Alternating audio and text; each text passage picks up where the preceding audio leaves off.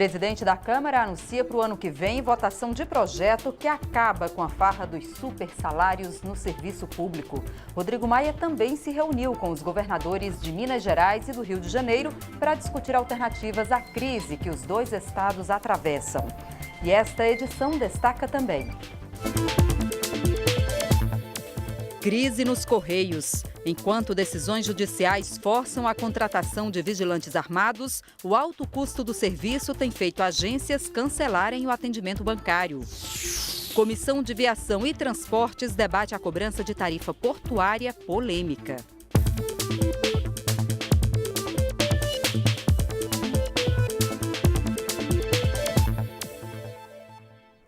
Boa noite, em Brasília, 10h08. O Jornal da Câmara começa agora.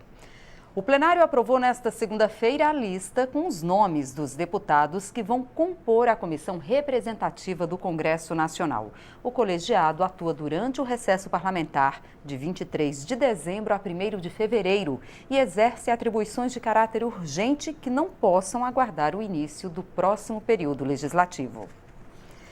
O presidente da Câmara, deputado Rodrigo Maia, recebeu hoje os governadores do Rio de Janeiro e de Minas Gerais. Os dois estados, mais o Rio Grande do Sul, passam por sérias dificuldades financeiras e negociam com o governo a liberação de recursos para enfrentar a crise. Além de recursos da União, os governadores Luiz Fernando Pezão, do Rio de Janeiro, e Fernando Pimentel, de Minas Gerais, pediram ao presidente Rodrigo Maia agilidade na votação dos projetos que possam resultar em mais arrecadação aos estados. O presidente da Câmara cobrou mais responsabilidade financeira aos estados e compromisso com a reforma da Previdência. Não adianta a gente a cada 6 meses está aqui discutindo como é que fecha o caixa dos municípios e dos estados. O que a gente tem que começar a discutir de forma coletiva com todos os governadores, com uma boa parte dos prefeitos, não dá para ser todos, não dá para conversar com 5 mil, mas com aqueles que representam as maiores regiões, para que a gente possa discutir decisões permanentes, que se possa ajudá-los nesse projeto, se for o caso, mas que exista um comprometimento profundo deles nas reformas, porque é fácil vir aqui pedir para aprovar um projeto desse e estar no Estado falando contra a reforma da Previdência. Aí é muito fácil, vai colocar 3, 4 bi no caixa, faz o discurso político, se reelege e em janeiro de 2019 é governador reeleito com o Estado quebrado. Aí volta para cá, torce para o presidente ser do partido dele, pressiona, pede para liberar mais alguma coisa. Então, esse jogo, do jeitinho brasileiro tem que parar. E o presidente da Câmara afirmou ainda que deve colocar em votação até março do ano que vem o projeto de lei que limita os salários no serviço público ao teto do que recebem os ministros do Supremo Tribunal Federal, como determina a Constituição. Um dos objetivos da proposta é definir o que é remuneração e o que é verba indenizatória, que hoje não entra no cálculo. De acordo com a legislação atual, os servidores públicos não poderiam receber acima do teto, que hoje é de R$ 33.700. Mas por causa das verbas indenizatórias, esse valor não é respeitado. Eu acho que dialogando, sem conflito, eu acho que no primeiro trimestre, ali, depois do Carnaval, a gente vai ter condição, no final de fevereiro, início de março, de votar a matéria, mostrando que nós dialogamos com todos os poderes, que não foi uma matéria contra o Poder Judiciário, contra a Procuradoria ou contra o Executivo. Foi uma matéria debatida, primeiro no Senado, agora na Câmara, com muito diálogo, para que se construa aquilo que a sociedade quer. Que a gente possa ter bons servidores públicos, tendo uma boa remuneração, mas nada extrapolando o que manda a lei brasileira. O ministro do Supremo Tribunal Federal, Ricardo Lewandowski, concedeu uma liminar em ação movida pelo PSOL e suspendeu a aplicação da medida provisória que cancelava os reajustes dos servidores no ano que vem. O aumento foi concedido por lei e vinha sendo pago em parcelas. O ministro argumentou que há um ano o governo defendia enfaticamente esses reajustes e agora não seria razoável que eles fossem suspensos. A medida provisória também aumentava de 11% para 14% a contribuição previdenciária de servidores ativos e aposentados. Na decisão, o ministro afirma que a medida provocaria redução de salários, o que a jurisprudência do STF não permite. A liminar será submetida ao plenário do Supremo no ano que vem, depois do recesso do Judiciário. O presidente da Câmara, deputado Rodrigo Maia, e o presidente do Tribunal Superior Eleitoral, Gilmar Mendes, assinaram nesta segunda-feira um acordo de cooperação mútua para permitir que o cidadão possa dar apoio por meio da internet a projetos de iniciativa popular.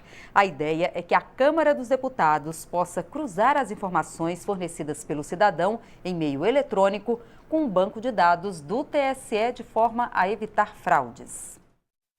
O cidadão poderá manifestar o seu apoio aos projetos por meio de aplicativo para celular desenvolvido pelo Centro de Informática da Câmara, o CENIM.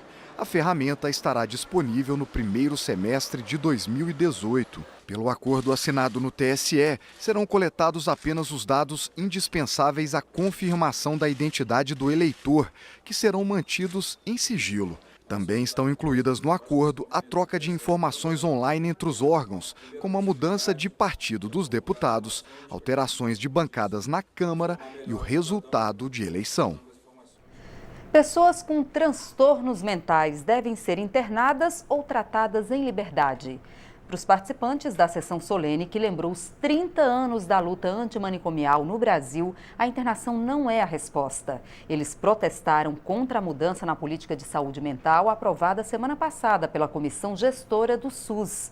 Deputados anunciaram que vão apresentar um projeto de decreto legislativo para derrubar a resolução. Uma série de leis define, desde 2001, que os doentes mentais devem ser cuidados de preferência na sociedade, em vez de serem internados. O tratamento passou a ser feito prioritariamente com apoio dos CAPs, que são centros de saúde especializados. Na sessão solene marcada para comemorar 30 anos da luta antimanicomial, profissionais de saúde e militantes denunciaram como retrocesso a mudança na política de saúde mental que a Comissão Tripartite do Sistema Único de Saúde, o SUS, aprovou em 14 de dezembro. Que é um fenômeno que está acontecendo hoje, a judicialização da política e a politização da justiça. E isso acontece no nosso campo com as internações compulsórias, principalmente para aqueles usuários de substância que faz abuso de substâncias químicas. Pacientes falaram em defesa do modelo dos CAPs. O CAPs não é uma cadeia. Manicômio é. Manicômio você fica preso. Você não é tratado como gente. Eu vou agradecer quem inventou o CAPs. Entendeu? Porque não tem forma melhor de tratar o ser humano, que nem eu era um drogado, um viciado, morador de rua. Hoje eu estou aqui na plenária do Ulisses Guimarães, né, falando aqui no microfone. Entendeu? A resolução aprovada pelo SUS cria um novo tipo de centro de atenção psicossocial para cracolândias. Cria também equipes multiprofissionais para assistência de saúde mental em policlínicas. A polêmica está no ponto que aumenta o valor da diária para internação de pacientes psiquiátricos e amplia a oferta de leitos em enfermarias especializadas. Outro ponto criticado é a inclusão das chamadas comunidades terapêuticas na rede de atenção psicossocial. O primeiro investimento direto que o Ministério da Saúde vai fazer é de 240 milhões para as comunidades terapêuticas. Por parte do Mecanismo Nacional de Prevenção e Combate à Tortura, queria reiterar o compromisso que nós iremos intensificar as fiscalizações nesses espaços. Esse psiquiatra lembrou como eram os hospícios quando ele começou na profissão em 1976. Cena de violência, de abandono, de desnutrição, de pessoas jogadas no chão, nos pátios, sem roupa, sem condições. E eu fiquei impressionado com isso. Fiquei muito impressionado. Uma dessas cenas que eu ia trazer foi uma fotografia que eu acompanhei de uma jornalista do Globo, de uma mulher que tinha morrido, esquecida por muitos anos no Marcela Forte, morreu e petrificou, mumificou no chão. O deputado Angelim destacou que a luta contra os manicômios cresceu no mundo inteiro a partir daquela época. Ele citou o pesquisador italiano que foi referência para a política de reduzir as internações. Basaglia mostrou que a psiquiatria não era suficiente para tratar o paciente e que o isolamento e a internação em manicômios poderiam até mesmo agravar as condições dos pacientes, devendo ser substituído por atendimentos terapêuticos através de centros comunitários, centros de convivências e tratamento ambulatorial. A Procuradora Federal dos Direitos do Cidadão apontou que a política antimanicomial se apoia na Constituição brasileira. O que nós vivemos hoje em dia no âmbito da saúde mental é uma expressão da resistência dos derrotados no processo constituinte. A deputada Érica Cocai anunciou que vai apresentar com o deputado Angelim um projeto de decreto legislativo para suspender a portaria que altera a política de saúde mental. Uma portaria não é maior do que a lei, que é a reforma psiquiátrica, e muito menos do que a Constituição. O Ministério da Saúde informou que vai ampliar a oferta de leitos em hospitais especializados, porque, segundo a pasta, os que existem em hospitais gerais não são ocupados. O Ministério afirma ainda que o número geral de leitos psiquiátricos não vai aumentar. A Comissão de Educação da Câmara fez um balanço sobre o cumprimento do PNE, o Plano Nacional de Educação. As metas do plano precisam ser atingidas para o desenvolvimento do ensino de qualidade no Brasil. Mas depois de 3 anos de terem sido definidas, ainda restam inúmeros desafios para que essas metas sejam cumpridas. Gestores públicos e representantes da sociedade civil discutiram em seminário na Câmara o cumprimento das metas do Plano Nacional de Educação. A conclusão é que nos primeiros 3 anos de vigência, os avanços foram tímidos. Como a educação não é prioridade política neste país, como a educação não está na agenda central de desenvolvimento do país, nós chegamos ao 3º ano do plano com apenas 20% das metas intermediárias atingidas e atingidas de maneira incompleta. As metas 1, 2 e 3 do PNE previam todas as crianças e jovens na escola já em 2016. Mas dados da Pesquisa Nacional por Amostra em Domicílios indicam mais de 500 mil crianças fora da escola na educação infantil e 400 mil no ensino fundamental. No ensino médio, a evasão chega a 1,5 milhão de jovens. No total, são 2,5 milhões de brasileiros em idade escolar fora das escolas. Também estamos longe de cumprir a meta de melhorar a qualidade da educação básica. Nos primeiros anos do ensino fundamental, o índice que mede o desenvolvimento da educação básica é de 5,5, enquanto a meta é 6. Nos anos finais do ensino fundamental, o IDEB medido é 4,5, contra uma meta de 5,5. No ensino médio, a distância é ainda maior. Temos um IDEB de 3,7 e a meta para 2021 é alcançar 5,2. Representante dos municípios lembrou que sem o aumento no investimento, todas as outras metas ficam comprometidas. Para compensar os efeitos da crise, defendeu a aprovação de uma proposta de emenda à Constituição que amplia de 10% para 30% a complementação da União para o Fundo Nacional de Desenvolvimento da Educação Básica. A questão da diminuição dos recursos, a questão dos repasses constitucionais para os municípios cada vez diminui mais. Agora a previsão, há uma redução do Fundeb para os meses de novembro e dezembro, que compromete basicamente os municípios. Como é que nós vamos conseguir honrar as folhas de pagamentos, que você já tem uma folha contratada? Como é que você vai honrar o pagamento do 13º salário, quando você tem de um mês para o outro a redução aproximada na ordem de 30% a 40% dos recursos que os municípios recebem da complementação da União ao Fundeb? O MEC rebate que a margem para remanejar recursos é muito estreita. Será preciso rediscutir as prioridades. Nós já estamos iniciando um debate para entender quais delas são factíveis. Todas as metas são maravilhosas. Agora, quais delas são factíveis? Quais delas são de fato, no momento em que nós estamos vivendo, e nós sabemos que o país ainda vai passar por muita dificuldade fiscal nos próximos anos, será que não cabe reabrir esse debate? Nós temos que ter coragem de fazer escolhas. E depois de feitas, nós temos que assumir as escolhas que fizemos. O representante do movimento Todos pela Educação reconhece que as metas são ambiciosas, mas necessárias. É um plano que tem algumas metas ambiciosas, no entanto, é uma ambição que está à altura daquilo que a gente precisa alcançar enquanto patamar educacional. Senão, de novo, a gente estará fadado a um futuro pouco promissor. Uma audiência pública na Comissão de Seguridade Social e Família reuniu especialistas na área da saúde para debater o projeto de lei que prevê a ampliação do diagnóstico neonatal e o tratamento no SUS para crianças com doenças metabólicas hereditárias. Há 16 anos, a triagem neonatal é obrigatória na rede pública de saúde e realizada nas crianças recém-nascidas através de testes, como o do pezinho. Mas, de acordo com o projeto, o diagnóstico seria ampliado de 6 para 56 doenças. A partir daí, o incremento gradual, certo, das doenças deve ser sempre perseguido. Nós temos hoje 6 doenças investigadas. Elas deverão evoluir, mas de uma forma responsável, ou seja, introduzir doenças em que se possa disponibilizar orientação às famílias e tratamento adequado a essas crianças, tá? Para dar uma condição de vida melhor do que se ela não fosse diagnosticada e não tivesse uma oportunidade de tratamento como a triagem neonatal dá. A médica geneticista do Hospital da Criança de Brasília explica que o Distrito Federal é o único lugar onde o teste do pezinho é ampliado pelo SUS para o diagnóstico de 30 doenças. São mais de 30 doenças diagnosticadas pelo teste do pezinho, né?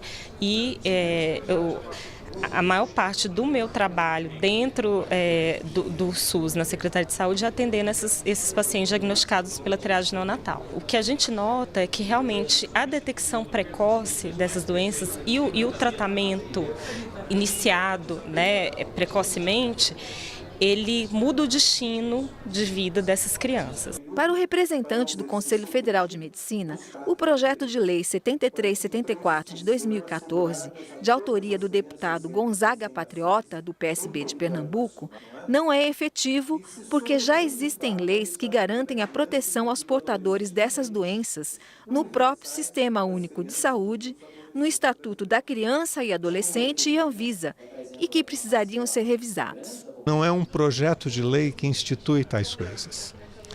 Certamente, nesse momento, seria muito interessante a revisão dos protocolos clínicos do Ministério da Saúde para doenças raras, com a análise da eficácia, não é?